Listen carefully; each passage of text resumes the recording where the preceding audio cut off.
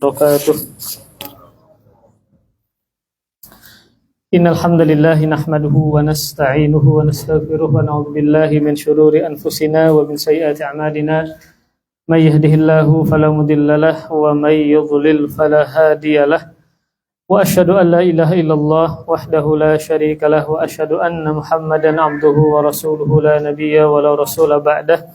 Qala Allah Ta'ala fil Qur'anil Karim, ya ayyuhalladzina amanu taqullaha haqqa tuqatih wa la tamutunna illa wa antum muslimun.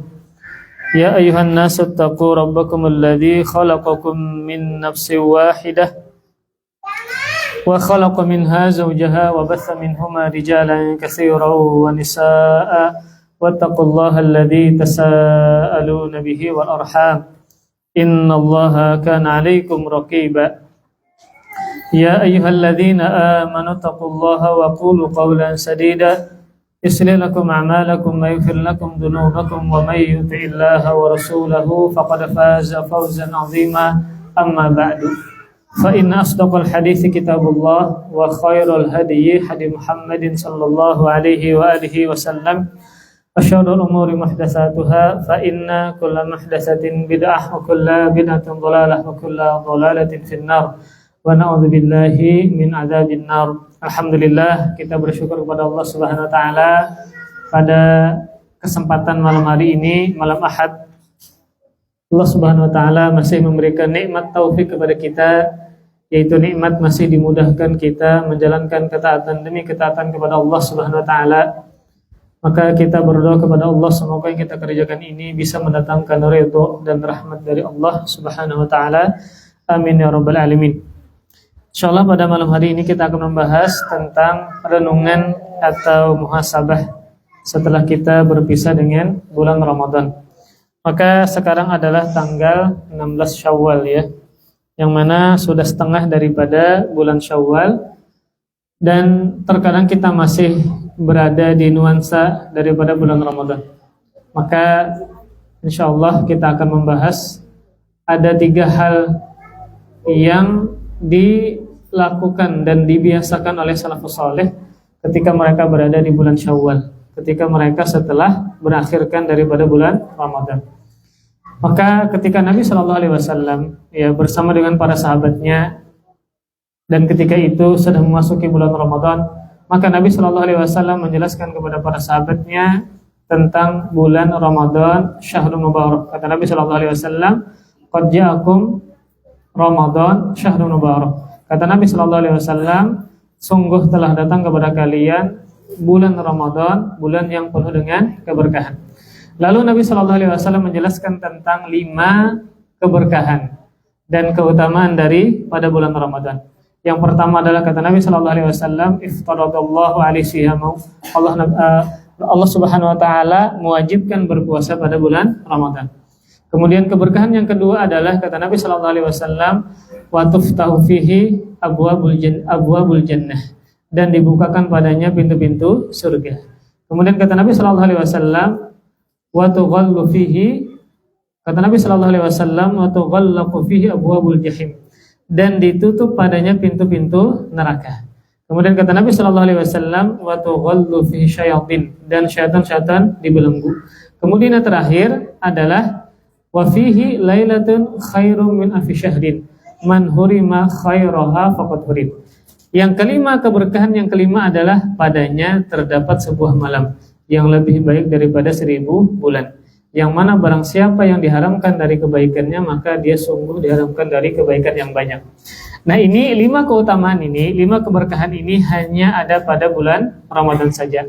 Yang pertama keberkahan puasa, yang kedua adalah keberkahan berupa pintu surga dibukakan tiap malamnya, yang ketiga pintu neraka ditutup, yang keempat itu adalah syaitan dibelenggu, yang kelima adalah Lailatul Qadarnya. Namun dari 5 ini ya, ada satu keberkahan yang tetap ada, tetap berlanjut sekalipun bukan bulan Ramadan. Apa itu? Kan tadi Anda sebutkan ada 5 keberkahan yang ada pada bulan Ramadan. Yang pertama berkahnya ibadah puasa. Yang kedua adalah pintu-pintu surga dibukakan tiap malamnya. Pintu neraka juga ditutup. Yang keempat syaitan dibelenggu. Yang kelima adalah Lailatul Qadarnya. Maka ini adalah keberkahan yang luar biasa yang ada pada bulan Ramadan. Namun ada satu keberkahan yang tetap ada sekalipun bukan bulan Ramadan dari 5 ini. Kira-kira apa jawabannya? Puasa. Adalah ibadah puasa. Jadi dari 5 keberkahan ini, satu yang bertahan, yang tetap kita rasakan keberkahan, manfaatnya, pahalanya luar biasa adalah ibadah puasa. Maka kalau kita perhatikan hadis-hadis Nabi Shallallahu Alaihi Wasallam terkait keutamaan puasa, apa contoh keutamaan puasa yang Nabi sebutkan dalam hadis? Atau apapun itu ya, yang disebutkan dalam dalil, apa keutamaan puasa yang pian ketahui? Yang pertama, apa? Menumbuhkan ketakwaan. Menumbuhkan ketakwaan. Memang dalam ayat surah Al-Baqarah itu firman Allah Subhanahu wa taala, ya ayyuhalladzina amanu kutiba alaikumusiyam kama kutiba alal ladzina min qablikum la'allakum tattaqun. Kata Allah Subhanahu wa taala, wahai orang-orang yang beriman, diwajibkan atas kalian berpuasa sebagaimana diwajibkan atas orang-orang sebelum kalian agar kalian bertakwa. Pertanyaannya adalah apakah puasa di sini yang melahirkan ketakwaan hanya puasa wajib saja? Maka jawabannya tidak. Maka yang melahirkan ketakwaan adalah mau dia puasa wajib atau puasa sunnah. Maka kalau pian benar mengerjakan puasanya, mencontoh Nabi Shallallahu Alaihi Wasallam, tentu yang pertama ikhlas. Kemudian cara Nabi berpuasa, bagaimana Nabi berpuasa, pian contoh, pian tiru, maka pasti melahirkan ketakwaan. Dan ini tidak hanya puasa Ramadan saja. Puasa sunnah pun kalau dikerjakan sebagaimana mestinya, maka pasti melahirkan ketakwaan. Kemudian apalagi keutamaan dari berpuasa selain melahirkan ketakwaan? Apalagi keberkahan yang terkandung pada ibadah puasa selain melahirkan ketakwaan? Seperti misalnya apa, Bu? Ya? Seperti jaminan Nabi Shallallahu Alaihi Wasallam. Nabi menjamin orang yang berpuasa itu mendapatkan 2 kebahagiaan. Nah, yang pertama bahagia ketika apa, Bu, orang yang berpuasa itu? Ketika dia berbuka. Yang kedua, dia bahagia ketika dia apa, Bu? Bertemu dengan Tuhannya. Sabda Nabi Shallallahu Alaihi Wasallam, lis-shaimi farhatan, farhatun inda fitrihi, wa farhatun inda liqa'i rabbih. Kata Nabi Shallallahu Alaihi Wasallam, orang yang berpuasa itu mendapatkan 2 kebahagiaan. Maka ini Nabi yang menjamin demikian. Orang yang berpuasa pasti mendapatkan 2 kebahagiaan. Yang pertama kata Nabi Shallallahu Alaihi Wasallam, dia berbahagia ketika dia berbuka. Yang kedua, ini yang paling kita harapkan. Kenapa ada orang yang berpuasa tapi tidak ada makanan untuk berbuka? Jadi ada seorang syekh ya, sama-sama syekhnya nangis ketika ditanya ya.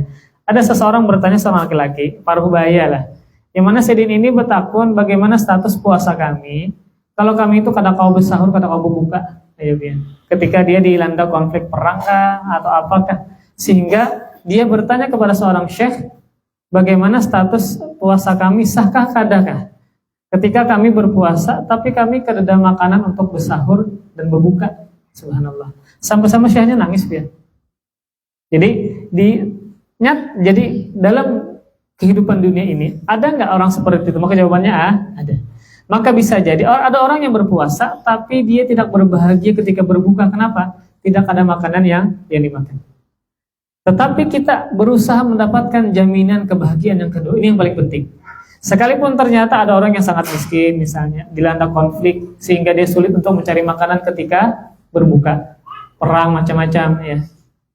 Namun yang paling penting yang dia harapkan adalah dia berbahagia ketika bertemu dengan Allah. Dia berbahagia ketika mati. Nah, maka orang yang berpuasa itu mendapatkan jaminan mendapatkan kebahagiaan ini. Yang pertama ketika dia berbuka, yang kedua adalah ketika dia mati bertemu dengan Allah Subhanahu wa taala. Jadi kenapa jadi Nabi tidak menyebutkan ibadah yang lain, Pak? Tidak menyebutkan ibadah yang lain yang mendapatkan jaminan kebahagiaan ketika bertemu dengan Allah. Nabi sebutkan adalah ibadah puasa saja. Ini menunjukkan bahwa ibadah puasa adalah ibadah yang penuh dengan keberkahan. Maka, keutamaan ini, apakah hanya puasa wajib aja? Apakah hanya puasa Ramadan saja? Maka jawabannya tidak. Jadi keutamaan yang mendapatkan kebahagiaan tadi ketika mati bertemu dengan Allah tadi, karena banyaknya pahala yang dia dapatkan bagi orang yang berpuasa, ini juga didapatkan bagi puasa yang sunnah, tidak hanya puasa yang wajib. Nah, makanya di bulan Syawal ini ya kita menyicil lah puasa 6 hari bulan Syawal. Ulun bertanya sama pian, kira-kira apalah lebih sulit mana? Puasa Ramadan kah? Puasa 6 hari bulan Syawal kah? Kira-kira apa jawabannya apa, Pak? Kenapa? Syawal itu terasa sulit untuk berpuasa. Jawabannya apa, Pak? Karena orang banyak ada puasaan. Kita puasa berat. Kalau kita bulan Ramadan, pagi itu nasi kuning, kemudian pundut nasi, kemudian ketupat kandang, kadang-kadang menjual, tutupan orang. Tapi ketika bulan Syawal dari subuh sudah orang berjualan macam-macam sudah. Bulan Syawal, karena orang banyak ada berpuasa. Kita berpuasa terasa sulit jadinya ketika kita dihadapkan dengan banyak orang yang tidak berpuasa. Makanya ibadah puasa ini adalah ibadah yang sangat spesial karena memang sulit mengerjakannya, ya kada Pak. Apalagi yang begawi berat misalnya. Makanya Allah mewajibkan puasa cuma 1 bulan dari 12 bulan, cuma 1 bulan. Coba bayangkan kalau asalnya ditambah 2 bulan, mungkin banyak orang yang merasa berat. Nah, karena ibadah puasa adalah ibadah yang paling berat, maka banyak pahalanya. Maka banyak keberkahannya. Tadi adalah Nabi menjamin dia bahagia ketika bertemu dengan Allah Subhanahu wa taala. Maksudnya adalah ketika mati. Nah, dia bangga dengan pahala dari puasa yang dia telah kerjakan. Kemudian, di antara keutamaan puasa yang mana ini didapatkan, puasa sunnahkah, puasa wajib adalah puasa wajib yaitu bau mulutnya wangi di sisi Allah Subhanahu wa taala. Ini sebagaimana sabda Nabi sallallahu alaihi wasallam, la khulufu famis shaim atyabu indallah min rihil miski. Sungguh bau mulutnya orang yang berpuasa itu lebih wangi di sisi Allah dibandingkan dengan minyak wangi misik. Nah, Imam Ibnu Hibban mengatakan tentang tanda atau ciri orang beriman pada hari kiamat. Jadi ketika pada hari kiamat di padang mahsyar semua manusia berkumpul. Mau dia jahatkah, dia baikkah, berimankah, kafirkah, menyembah batukah, semuanya ngumpul di padang mahsyar. Lalu apa tandanya? Orang ini, manusia ini orang beriman. Ibnu Hibban menyebutkan ada 2 tanda. Dia adalah orang beriman ketika pada hari kiamat, ketika di padang mahsyar. Tanda yang pertama adalah cahaya yang muncul dari anggota wudunya. Jadi tangannya bercahaya, wajahnya bercahaya, kepalanya bercahaya, batisnya bercahaya. Kenapa? Karena dia berwudu dan dia sholat. Tanda kedua apa? Bau wangi yang muncul pada mulut. Berarti yang muncul gara-gara apa? Gara-gara dia berpuasa. Maka ada 2 tanda yang disebutkan oleh Ibnu Hibban, ya. Dia adalah orang beriman pada hari kiamat, bukan orang kafir. Yang pertama cahaya yang muncul pada anggota wudunya, yang kedua bau mulut yang dikeluarkannya dengan bau yang sangat wangi. Nah, maka bau mulut ini yang sangat wangi di sisi Allah ini, yang mana Ibnu Hibban berpendapat itu adalah tanda dia orang beriman pada hari kiamat. Ini didapatkan entah puasa sunnah atau puasa wajib. Kenapa demikian? Karena Nabi menyebutkan mutlak tidak mengkaitkan dengan Ramadan, tidak mengkaitkan dengan puasa Ramadan. Sehingga apa? Sehingga segala keutamaan dan keberkahan puasa itu didapatkan entah puasa wajib atau puasa sunnah. Nah, makanya ya kita memang mengakui Bang, puasa sunnah lebih berat, ya. Makanya orang itu lebih banyak mampu untuk sholat sunnah dibandingkan dengan puasa sunnah. Karena memang kalau sholat sunnah paling 2 menit selesai, 3 menit selesai, yang banyak makannya lagi sudah. Tapi kalau berpuasa sangat sulit Pak. Dari subuh sampai maghrib kan kada boleh makan dan tidak boleh minum, tidak boleh berhubungan badan. Apalagi bulan Syawal disunahkan menikah, ya. Maka termasuk amalan yang disunahkan di bulan Syawal adalah menikah. Karena Nabi menikahi Aisyah itu di bulan Syawal. Subhanallah. Nah, ketika dia puasa, maka tidak boleh berhubungan badan. Sangat berat jadinya berpuasa. Ya, jadi segala keutamaan yang ada pada puasa yang Nabi sebutkan ini berlaku juga puasa sunnah. Kemudian, lalu bagaimana salafus saleh? Ya, ketika mereka meninggalkan bulan Ramadan lalu bertemu dengan bulan Syawal, maka setidaknya ada 3 hal yang mereka lakukan ketika sudah berada di bulan Syawal. Dan ini yang menjadi fokus kita, dan ini yang menjadi perhatian kita, agar jangan sampai bulan Ramadan lewat ya sudah begitu saja, bukan, jangan ya. Ada hal-hal yang harus kita lakukan setelah kita berpisah dengan bulan yang sangat mulia. Nah, yang pertama adalah para salafus salih itu ketika mereka berpisah dengan bulan Ramadan, lalu mereka bertemu dengan bulan Syawal, maka mereka fokus memikirkan status amalan, apakah diterima ataukah tidak. Nah, itu yang paling penting, karena sia-sia kalau ada orang yang banyak beramal soleh tapi tidak diterima oleh Allah Subhanahu wa taala. Kita sangat khawatir, makanya termasuk ciri orang beriman itu mengkhawatirkan status amalan. Jadi termasuk ciri orang beriman itu adalah setelah dia beramal, agar dia jangan sampai ujub merasa bangga dengan amal yang telah dia lakukan, dia harus merasa khawatir apakah diterima atau tidak. Makanya sekelas para nabi pun mereka setelah beramal, mereka berdoa kepada Allah Subhanahu wa taala agar diterima. Contohnya Nabi siapa? Ada seorang ayah dan anak, dua-duanya jadi nabi. Siapa, Pak? Nabi Ibrahim.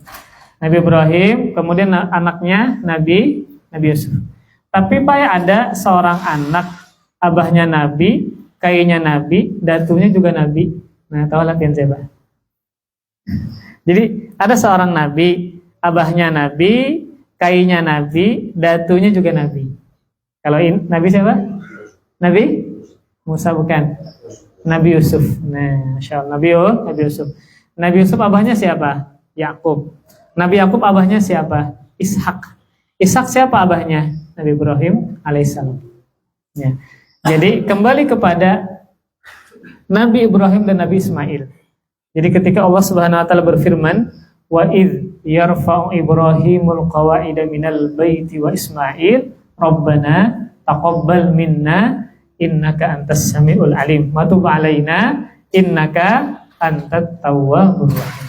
Kata Allah Subhanahu wa taala, dan ingatlah wahai Muhammad ketika Ibrahim dan Ismail mendirikan pondasi-pondasi Baitullah. Kan termasuk amal soleh adalah membangun pondasi-pondasi Ka'bah. Termasuk amal soleh karena perintah Allah Subhanahu wa taala. Setelah mereka melakukan amal soleh ini, apa yang mereka lakukan?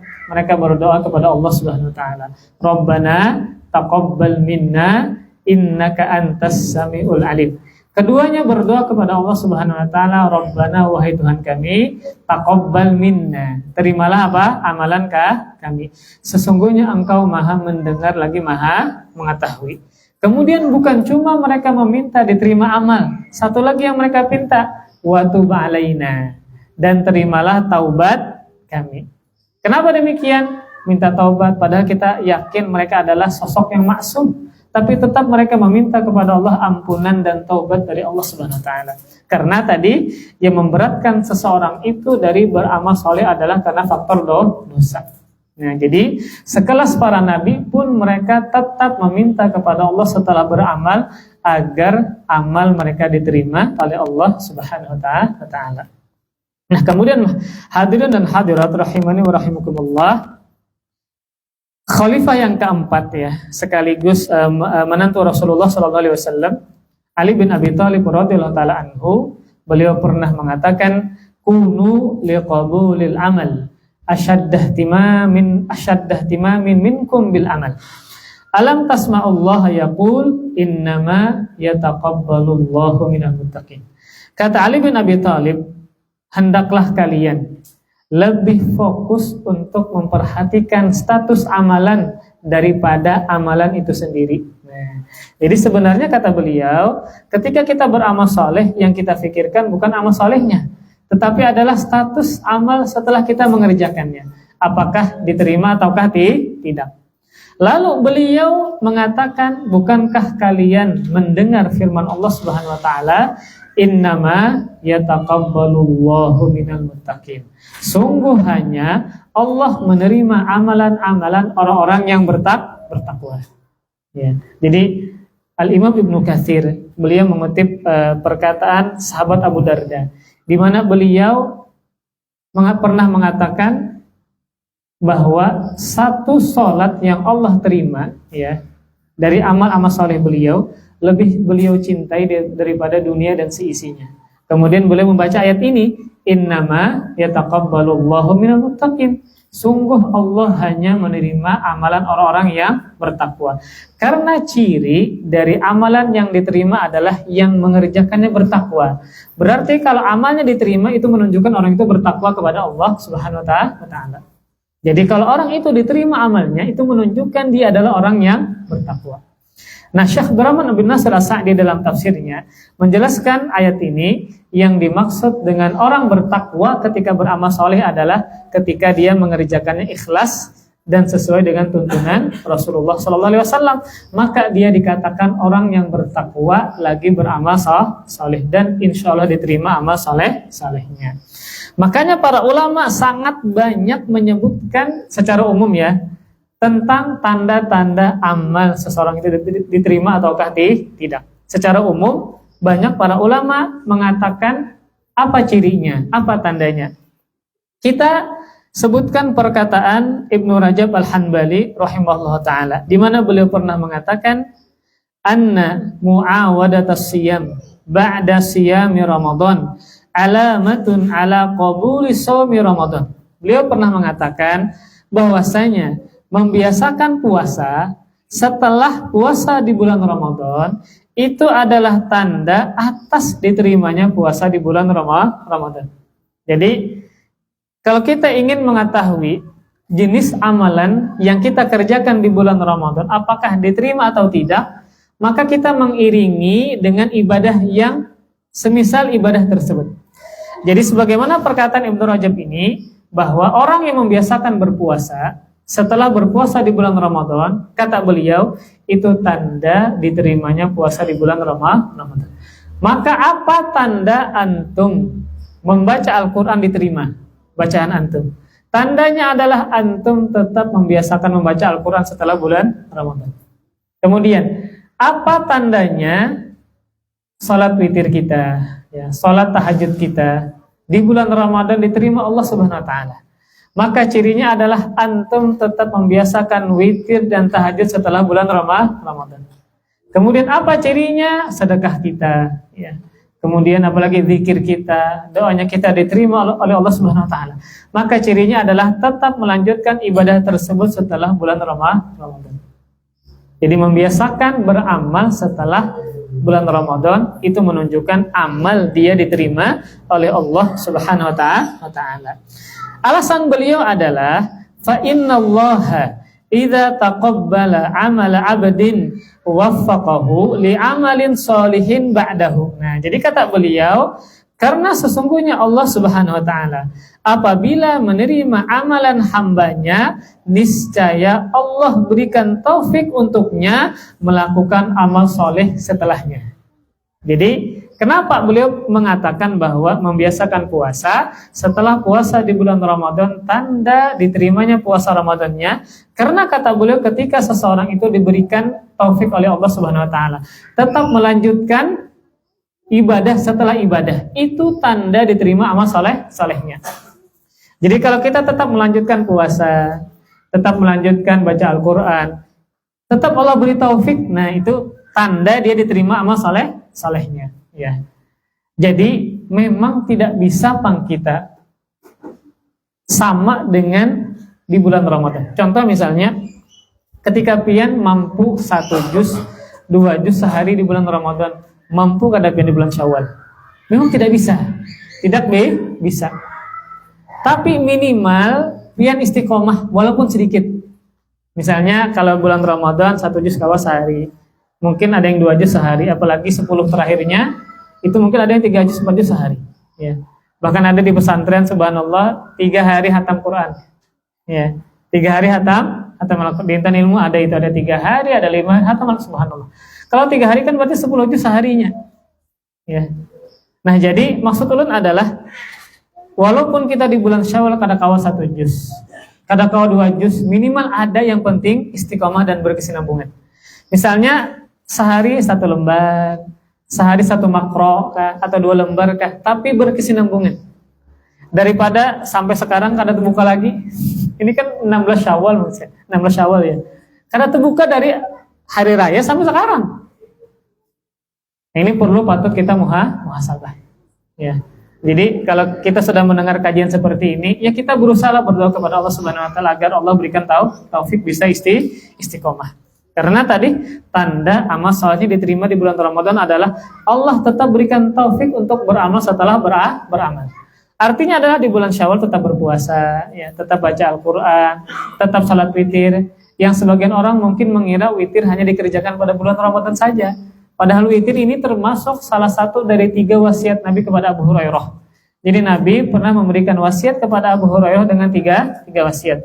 Yang pertama, puasa 3 hari dalam sebulan. Yang kedua, sholat duha. Yang ketiga, sholat witir. Maka sholat witir itu tidak hanya dikerjakan pada bulan Ramadan saja, tetapi dikerjakan setiap malam. Beda dengan tarawih. Kalau tarawih memang itu khusus di bulan Ramadan saja. Intinya adalah tanda seseorang itu diterima adalah ketika dia tetap membiasakan beramal soleh setelah beramal saleh. Kalau berpuasa, maka melanjutkan puasa. Kalau baca Al-Quran, maka tetap melanjutkan baca Al-Quran. Kalau sholat witir, sholat tahajud, maka tetap melanjutkan sholat itu di bulan yang lain. Intinya adalah tetap melanjutkan walaupun tidak sebanyak di bulan Ramadan. Yang penting dikerjakan berkesinambungan. Yang penting apa? Dikerjakan berkesinambungan. Kemudian di antara ulama yang menjelaskan tanda umum ya bahwa amal soleh seseorang itu diterima oleh Allah Subhanahu wa taala ataukah tidak. Ini sebagaimana perkataan dari Syekh bin Baz rahimallahu taala ya. Jadi beliau pernah mengatakan ketika ada orang yang bertanya kepada beliau ya. Beliau ditanya tentang apa cirinya, tandanya amal soleh itu diterima oleh Allah Subhanahu wa taala. Maka beliau menjawab, "Famin alamatil qabul insyirahus sadri wal istiqamatu 'alal khairi wal musara'atu ila ta'at wal hadaru minas sayyi'at." Jadi kata beliau, maka di antara tanda diterimanya amal soleh adalah yang pertama insyirahus sadr, hatinya tenang. Jadi setelah dia mengerjakan amal soleh tersebut hatinya tenang. Hatinya tenang, lapang, dan seterusnya. Kemudian yang kedua adalah istiqomah di atas kebaikan. Istiqomah di atas kebaikan. Kemudian yang ketiga adalah dan bersegera menuju ketaatan. Jadinya ini semangat. Ketujuh, senang dengan ketaatan. Kemudian yang keempat adalah waspada terhadap keburukan. Lebih berhati-hati, lebih takut untuk melakukan perbuatan maksiat. Kemudian beliau melanjutkan, faida qalla syarruhu wa katsura khairuhu wa ansyaraha sadruhu lil khairi fahadhihi min alamatit taufiq wal qabul. Maka jika keburukannya sedikit dan kebaikannya banyak dan hatinya tenang terhadap kebaikan, maka ini adalah tanda Allah berikan taufik dan tanda diterima amal salehnya. Makanya secara umum, misalnya nih, kita ada yang umroh, ada yang haji, ada yang sholat dan macam-macam. Apa cirinya amal salehnya diterima? Nah, maka cirinya adalah apa tadi? Ketika kebaikannya lebih banyak daripada keburukannya. Ketika ibadah tersebut mampu membuatnya menjadi orang yang lebih baik daripada sebelumnya. Makanya kita sering ditanya ya tentang orang yang umroh atau orang yang haji. Cirinya apa gerak kalau umrohnya diterima? Ya. Maka pasti kita akan menjawab kalau keadaannya lebih baik daripada sebelumnya. Jadi sebelum umroh, lalu setelah umroh keadaannya lebih baik daripada sebelumnya. Akhlaknya lebih baik kah misalnya? Dia lebih mampu bersabar kah? Penyarikannya berkurang kah misalnya? Ya. Kemudian apa? Ya, dia misalnya lebih mampu mengurangi menggosip kah sehingga dia bisa menghilangkan seluruhnya. Intinya adalah keadaannya lebih baik daripada keadaan sebelumnya. Ini menunjukkan dia diterima amal salehnya. Nah, kemudian tadi yang pertama adalah para salafus saleh. Ketika mereka meninggalkan bulan Ramadan, maka mereka fokus memikirkan status amalan apakah diterima ataukah tidak. Kemudian yang kedua, yang mereka lakukan adalah setelah mereka berpisah dengan bulan Ramadan, yaitu mereka istiqomah beribadah kepada Allah Subhanahu wa taala. Istiqomah beribadah kepada Allah Subhanahu wa taala. Yang mana istiqomah adalah ciri amal dia diterima oleh Allah Subhanahu wa taala. Maka yang namanya ibadah tidak ada kata pensiun, beda dengan begawi. Nah, kalau pian begawi jadi ASN atau pian jadi guru kah, atau dapat P3K, atau pian mis begawi di MBG, tiba-tiba jadi diangkat jadi P3K, cepat benar lah. Para guru kasihan lawas-lawas menghadangi belum dapat lagi. Ya. Tapi ada masanya ketika pian begawi, lalu 50 tahun ke 60 tahun kemudian pensiun, kada begawi lagi. Tapi yang namanya amal soleh tidak boleh pensiun. Maka jangan sampai kita sholat tahajud, berpuasa hanya pada bulan Ramadan saja. Maka yang namanya ibadah tidak ada kata pensiun. Satu aja yang membuat kita pensiun kapan? Kalau kita mati, nah baru pensiun. Atau akal hilang. Akal hilang baru kada bisa lagi beribadah. Karena syarat ibadah harus berniat. Orang gila tidak bisa berniat. Ya. Jadi pilih mana pian? Nah, karena mungkin ya. Jadi intinya adalah tidak ada kata pensiun dalam beribadah kepada Allah Subhanahu wa taala. Kemudian Al-Imam Al-Hasan Al-Basri pernah mengatakan, innallaha lam yaj'al li'amalil mu'min ajalan dunal mauti thumma qara'a wa'budu rabbaka hatta ya'tiyakal yaqin. Jadi seorang Sayyidut Tabi'in, pemimpin para tabi'in yang banyak berguru dengan para sahabat, Hasan Al-Basri. Bahkan banyak orang-orang Hasan Basri. Bahkan ada nama jalan di Banjarmasin, Jalan Hasan Basri. Padahal Basri itu artinya apa Pak Basri? Orang Basrah, orang Irak.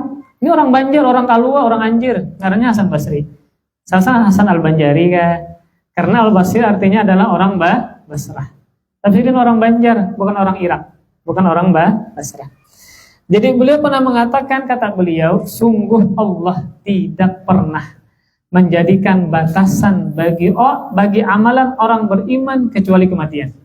Jadi mau dia misalnya sakit kah, sehat kah, perempuan kah, laki-laki kah, anak kecil kah, dewasa kah, bulan Ramadan kah, selain bulan Ramadan kah, maka tidak ada batasan dalam beramal. Satu saja yang membuat kita berhenti beramal adalah kematian. Lalu beliau membaca firman Allah Subhanahu wa taala, wa'budu rabbaka hatta ya'tiyakal yaqin. Dan sembahlah Tuhanmu sampai datang keyakinan kepadamu.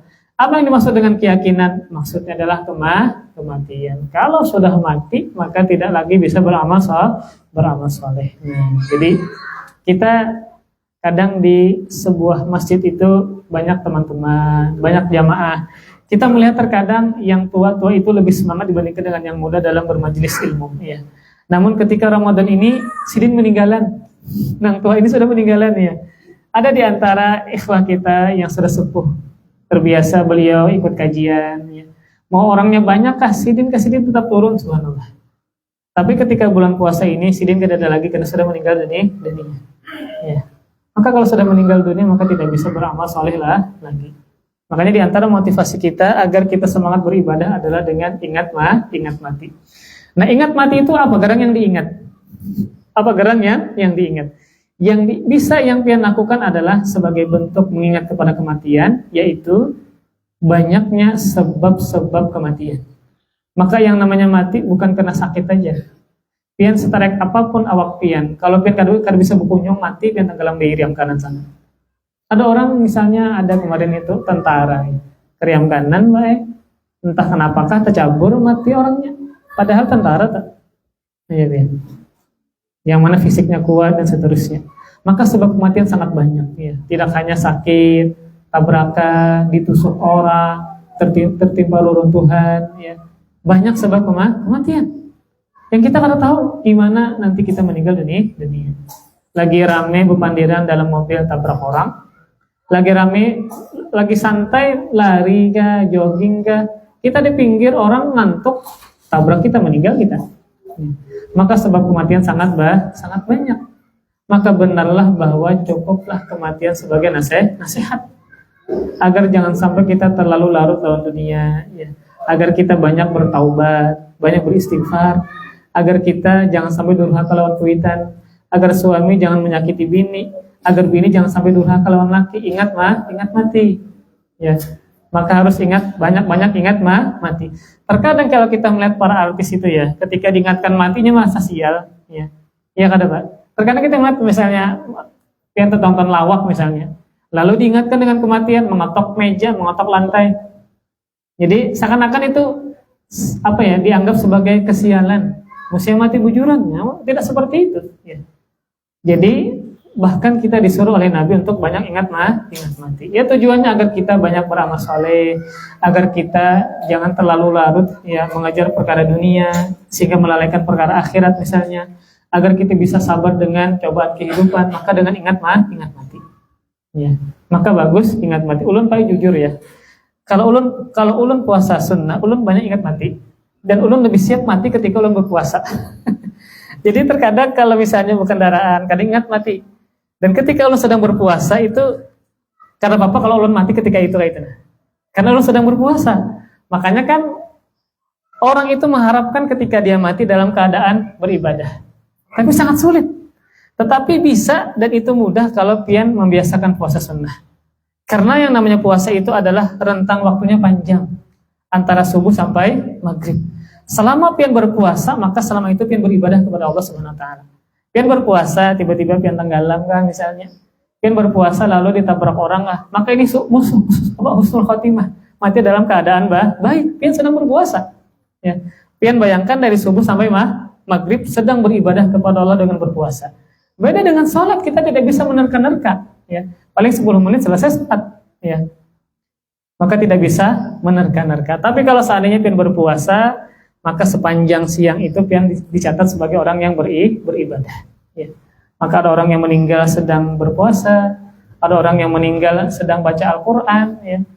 Makanya ulun pernah melihat video Ustaz Firanda ya. Jadi Ustaz Firanda itu pernah umroh dengan dokter anestesi kah? Ya. Pian dokter apa mana tuh? Pian anestesi malah. Jadi sidin Ustaz Firanda itu berkisah yang mendengar dari dokter anestesi ini bahwa ketika orang itu hendak meninggal dunia, itu macam-macam yang dia lakukan. Sebelum orang itu meninggal, entah dibius atau apakah. Jadi dokter ini bercerita kepada Ustaz Firanda banyak hal-hal yang terjadi sebelum orang itu meninggal dunia. Maka kata dokter itu, kebiasaannya apa? Maka dia akan mengucapkan, akan melakukan ketika dia meninggal dunia. Maka perhatikanlah apa yang kita biasakan ketika kita hidup. Ya. Kalau kita kebiasaan main game seharian, mungkin yang ucapkan adalah ulti apa namanya, istilah-istilah game seperti hati-hati ya, hati-hati. Ada orang misalnya main judi macam-macam, sehingga yang kata-kata keluar sebelum mati adalah kata-kata judi. Jadi itu kebawa mati akhirnya, walaupun dia tanpa sadar dibius kemudian meninggal dunia, akhirnya kebiasaan itulah yang kebawa sebelum dia mati. Kita khawatir mati dalam suul khotimah. Nah ini maka kalau hendak kita ingin termotivasi beribadah kepada Allah, maka banyak-banyak ingat mati. Ya. Nah ini bukan seram kan? Ini kadang menakuti adalah, tapi ini memang faktanya. Ini adalah anjuran dari Nabi Sallallahu Alaihi Wasallam. Sudah azan kah? Belum. Nah kemudian yang paling penting sudah kan ini azan belum kan ya? Digambut 2 menit lagi bang. 1 menit ya. Kemudian, nah tadi ulun katakan bahwa memang kita tidak bisa sebanyak di bulan Ramadan. Baca Al-Quran sejuz misalnya, witirnya 11 ya. Kemudian apalagi rawatibnya terjaga dan seterusnya. Maka ketika pian di bulan Syawal minimal dikerjakan walaupun sedikit. Yang penting apa? Berkesinambungan. Bukankah Nabi SAW pernah bersabda, ahabbul a'mali ilallah adwamuha wa in qalla. Amalan yang paling Allah cintai adalah yang dikerjakan secara berkesinambungan sekalipun sedikit. Maka misalnya ketika pian tarawih itu witir itu 3 rakaat, maka pian bisa mulai 1 rakaat. Yang penting apa? Rutin. Yang penting rutin. Azan dulu baru kita sambung ya. Ya, azan dulu.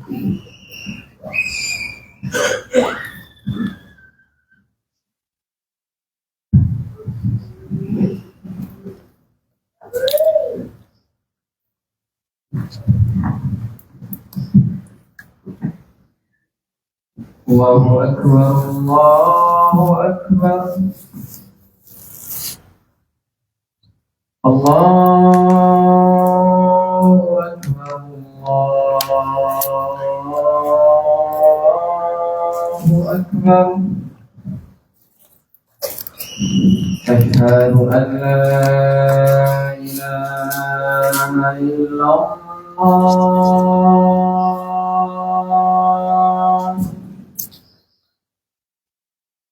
Asyhadu an la ilaha illallah.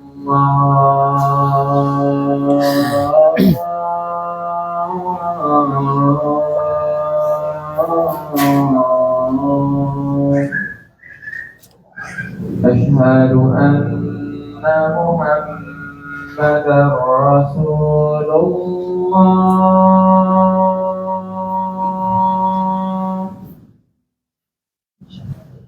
Asyhadu anna Muhammadar Rasulullah.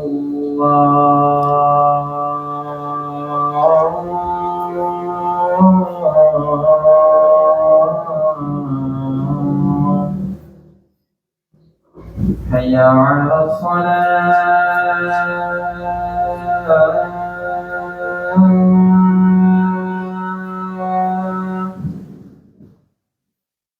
Hayya 'alas salah.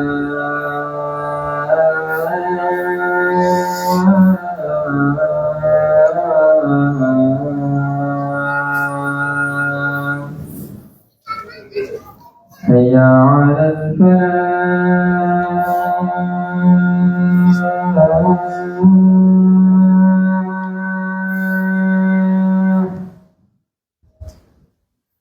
Hayya 'alal falah.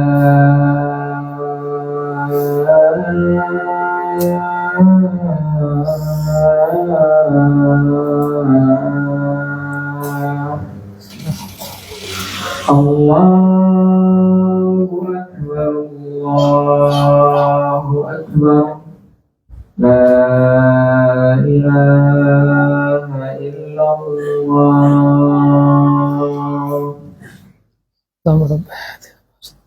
Muhammadin wasiyatu fadli.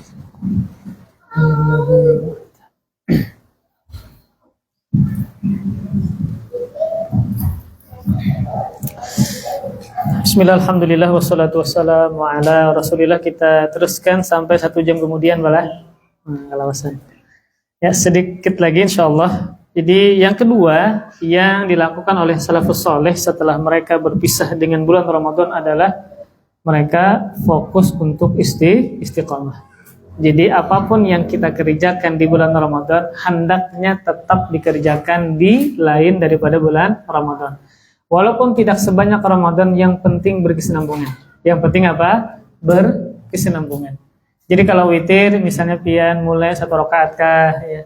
Ketika sudah mampu istiqomah maka pian tambah 3 dan seterusnya. Ya, jadi maka mulailah dengan hal yang ringan terlebih dulu, yang penting istiqomah. Kemudian seorang ulama yang bernama Bishr al-Hafi, beliau pernah ditanya tentang sekelompok kaum ya, yang mana hanya beribadah pada bulan Ramadan saja dan bersungguh-sungguh beramal pada bulan Ramadan saja. Namun ketika Ramadan berakhir, mereka meninggalkan amal-amal tersebut. Maka beliau menjawab, bi'sal qaumu qaumun la ya'rifunallah illa fi Ramadan. Kata beliau, seburuk-buruk kaum adalah kaum yang hanya mengenal Allah, yang hanya menyembah Allah di bulan Ramadan saja. Ya. Maka ketika bulan Syawal, kada baca Quran lagi misalnya, kada tahajud lagi, kada witir lagi, maka ini beliau katakan dengan seburuk-buruk kaum. Kemudian yang ketiga, di antara hal yang salafus saleh lakukan selepas daripada bulan Ramadan adalah tetap fokus minta ampun dan maaf kepada Allah Subhanahu wa taala. Tetap fokus minta maaf dan minta ampun kepada Allah Subhanahu wa taala. Ya, kenapa kita harus banyak-banyak minta ampun, minta maaf? Karena bisa jadi masih banyak kelalaian yang kita kerjakan di bulan Ramadan. Nah, maka tetap banyak-banyak minta ampun dan minta maaf kepada Allah Subhanahu wa taala. Sebagian orang ketika lebaran pertama, lebaran kedua, maka antar mereka itu saling minta maaf. Mohon maaf lahir dan batin, ya. Tapi orangnya kada sembahyang, orangnya kada berpuasa, ya. Hanya fokus minta maaf kepada makhluk, tidak minta maaf kepada Allah Subhanahu wa taala. Ya, jadi memang faktor yang paling utama yang membuat kita sulit istiqomah, sulit beramal soleh adalah perbuatan dosa. Makanya di antara cara kita bertemu dengan Lailatul Qadar adalah dengan minta maaf kepada Allah. Karena dosalah yang menghalangi kita dari bertemu dengan Lailatul Qadar. Maka demikian pula dosalah yang menghalangi kita dari istiqomah dan beribadah kepada Allah Subhanahu wa taala. Maka tetaplah fokus minta maaf dan minta ampun kepada Allah. Dan mungkin kita menyangka minta ampun kepada Allah hanya dengan beristighfar. Minta ampun kepada Allah hanya dengan bertaubat. Tidak, bukan cuma itu saja. Maka di antara cara kita minta maaf dan minta ampun adalah selain beristighfar dan bertaubat adalah dengan apa? Dengan mengiringi keburukan dengan kebaikan. Mengiringi keburukan dengan kebaikan. Mungkin banyak kelalaian yang kita kerjakan di bulan Ramadan. Maka cara minta maafnya adalah kelalaian tersebut diiringkan dengan kebaikan. Bukankah Nabi Shallallahu Alaihi Wasallam pernah bersabda, "Ittaqillah haitsu ma kunta wa atbi'is sayyi'atal hasanata tampuha." Kata Nabi Shallallahu Alaihi Wasallam, bertakwalah engkau kepada Allah dimanapun engkau berada, dan iringilah keburukan dengan kebaikan. Niscaya kebaikan tersebut akan menghapuskan keburukan tersebut. Nah, maka cara kita minta maaf kepada Allah selain istighfar, selain bertaubat adalah mengiringi keburukan, kelalaian dengan kebaikan. Maka mungkin banyak kelalaian yang kita kerjakan selama berpuasa. Maka iringilah kelalaian tersebut dengan berpuasa setelahnya. Maka di bulan Syawal ini amalan sunnah yang Nabi katakan secara langsung adalah berpuasa 6 hari di bulan Syawal. Nah, yang belum mulai sudah dimulai. Ya, ini sudah tanggal berapa? Tanggal 16 ya? Tanggal 16, sisa 14 harian lah, ya. Maka dicicil. Kalau bahkan ada ulama yang berpendapat boleh kada mengkhususkan puasa Syawal di hari Jumat. Boleh kada? Boleh kada, Bu? Kira-kira boleh kada? Kan kita sering mendengar kalau puasa sunnah hari Jumat harus mengiringi hari sebelumnya dan setelahnya. Tapi khusus untuk hari Jumat dan di bulan Syawal boleh pian mengkhususkan puasa hari Jumat karena Syawalnya, bukan karena Jumatnya. Karena apa? Karena Syawalnya. Mungkin ada orang yang lapang berpuasa ketika hari Jumat, maka silahkan dia berpuasa karena Syawalnya, bukan karena faktor hari Jumatnya. Misalnya pian pegawai kantoran, biasanya libur Sabtu dan Ahad. Ahad biasanya pian ke pantai Takisung misalnya, Batakan. Sabtu pian bisa berpuasa. Sabtu berpuasa, atau bisa tambah lagi hari Jumat dan seterusnya. Intinya adalah boleh kita mengkhususkan hari Jumat berpuasa di bulan Syawal selama tujuannya adalah karena Syawalnya, bukan Jumatnya. Maka boleh. Kemudian kata Nabi Shallallahu Alaihi Wasallam tentang bulan Syawal ini, man shoma Ramadan, tsumma atba'ahu sittan min Syawal kana kasiyamid dahri. Barang siapa yang telah berpuasa di bulan Ramadan, kemudian mengiringinya dengan 6 hari puasa sunnah di bulan Syawal, maka seakan-akan dia berpuasa selama setahun penuh. Kan 30 hari kita berpuasa di bulan Ramadan tambah 6 hari. Nah, maka satu kebaikan itu sama dengan berapa? 10 kebaikan. Ya, maka ada berapa? 6 ya. Tambah 10 maka menjadi berapa? 360. Nah, maka hari dalam setahun adalah 360 hari. Jadi totalnya adalah 360 hari. Intinya adalah cara kita minta maaf dan minta ampun kepada Allah bukan hanya dengan istighfar dan bertaubat, tetapi mengiringi keburukan dengan kebaikan. Maka iringilah kelalaian yang kita kerjakan saat berpuasa di bulan Ramadan dengan berpuasa sunnah di bulan Syawal dan seterusnya. Wallahu a'lam bishawab. Silakan kalau ada ikhwah yang bertanya tentang tema kita pada malam hari ini, silakan. Ada? Bulan puasa kajian adalah bulan puasa. Ada? Ya, Masya Allah. Selama 4 pekan ada berarti? Iya, setiap pekan ada. 3 pekan, Masya Allah. Silakan ada pertanyaan. Kalau ada kita belikan. Semang Isa dulu kita belikan. Ada? Cukup ya? Demikian, semoga bermanfaat. Kita berharap kepada Allah Subhanahu wa taala agar Allah menerima seluruh amalan yang kita kerjakan di bulan Ramadan dan tetap Allah berikan taufik kepada kita melanjutkan amal soleh yang telah kita kerjakan di bulan Ramadan. Karena ciri seseorang itu Allah terima ibadahnya adalah ketika Allah tetap berikan taufik untuk beramal soleh setelah beramal soleh. Demikian, semoga bermanfaat. Kita tutup dengan kafaratul majlis. Subhanakallah bihamdika asyhadu an la ilaha illa anta astaghfiruka wa atubu ilaik. Wassalamualaikum warahmatullahi wabarakatuh.